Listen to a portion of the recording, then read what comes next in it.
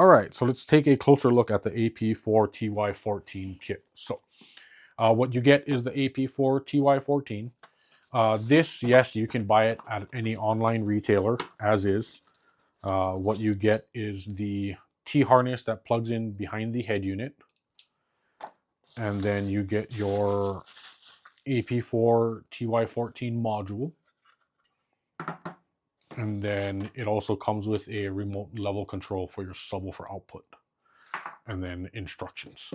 That's what you get if you buy it at any online retailer. You don't get these additional parts, which may not seem like much, but it actually kind of is. So if you're not familiar with the AP4TY14, what they don't tell you is that the JBL amplifier needs to stay plugged in even when you use this module, because the amplifier needs power in order for it to communicate data between the head unit, the amplifier, and the car.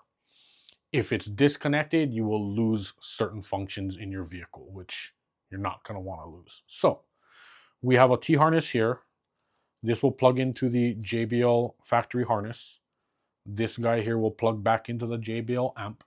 The second connector on the JBL amp just stays in place, leave it plugged in.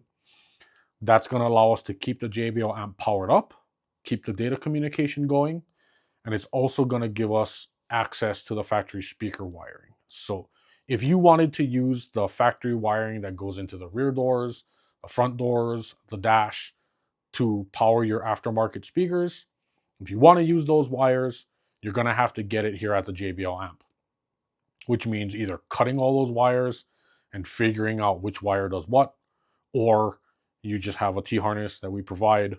It gives you access to all of those wires, and it'll come labeled front left, front right, rear left, rear right. You'll have access to all of that there. So the only thing that you do not have access to is the tweeter wire. And without going into a lot of detail, you will need to break that away, because technically the mid-bass driver in the door and the tweeter share the same wire.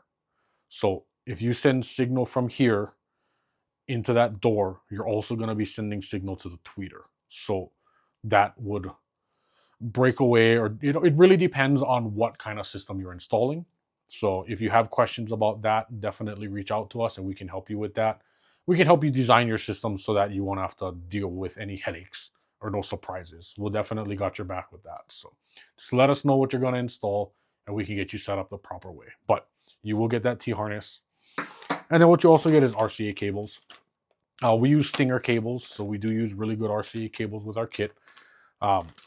They will be labeled front, rear, and sub. So you will just take these guys, plug them into the AP4 behind the head unit, and then run these cables to the rear. You also have a remote turn-on cable to run with that as well. That will get you set up. That's basically everything that you need for audio signal if you want to bypass the audio path from the JBL amplifier.